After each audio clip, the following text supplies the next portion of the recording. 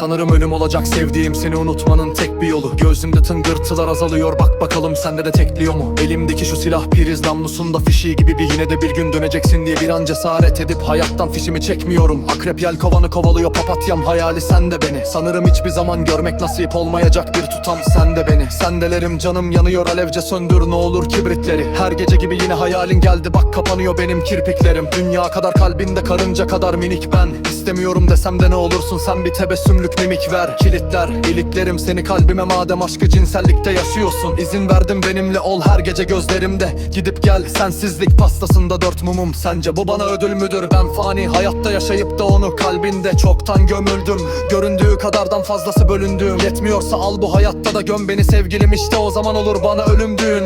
Sevdamı anlatmak yıllar sürer, lütfen bana deme sus artık okyanusum. Ölsem ben içinde boğulurken bir damla bile sana susardım.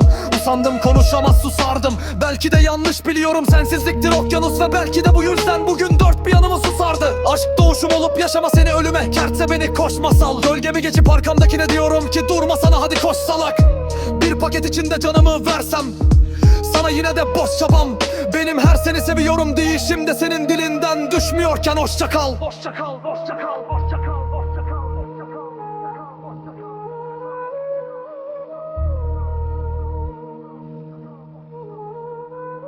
Ruhunu bir nebze bana it sevgilim. Ölüme olan yakınlığımı göreceksin. Dönecek misin yoksa kaderin örümceği, ölü ağlarını mı öreceksin? Gömeceksin bu odaya hayalini, biliyorum bir saniye yanıp söneceksin. Ne olur şu yazdıklarıma yalan deme be kadın, yalan öleceksin. Böleceksin bu hayatı ikiye geçen şu 18 seneye miladım olup idamım olursan razıyım ölüme ve nidamız olur. Aşkın dili sevgilim isterim, yokluğunda da sen de bu lisanı koru. Sanki aşk cennetin en üst mertebesindeki meleklerin siması kokun. Yuması olur değil tabi bu haykırışların, ama bir nebze nedeni olmalı aldırmamanın. Kışımda kaldım baharı yok sayıp içimden attım kalanı. Canımı yakabiliyor ama buna dur diyebilecek dermana sahip değilim. Sensizlik yarın dayanır kapıya, közlerinden doğar aşkın bağrında yanıp.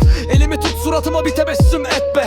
Sen cennetim olursan ne mümkün fani hayatta günaha teşebbüs etmek. Tenezzül etme sakın meleğim yokluğumda aşkın sahte olanına. Sensizlik intiharıma hamile ve bana kalırsa girdi bir ay önce son ayına. Golayım al dudaklarında bana bile spesifik nefret üpladın. Ölüm yokluğundan dolayı bak olsun sen gene aşka küsme sakın. Kolayı var bunun suratıma, kinini vur hatta bana küfret adım. Düşmanın olsun sensizlik, güzel iki lafsa maalesef kaçıyor yine küfret adım. Anlat derdini içini bana dök yine, boğazıma kadar senle dolayım. Şu an Azrail'ime göz kırpıyorsam emin ol bu sensizlikten dolayı. Saçından bir tel bahşet bana, gözümü kırpmadan kendim onunla boğayım. Ben bir çiçek sen de suyum ol, sensizliğin çölünde fazla sudan solayım.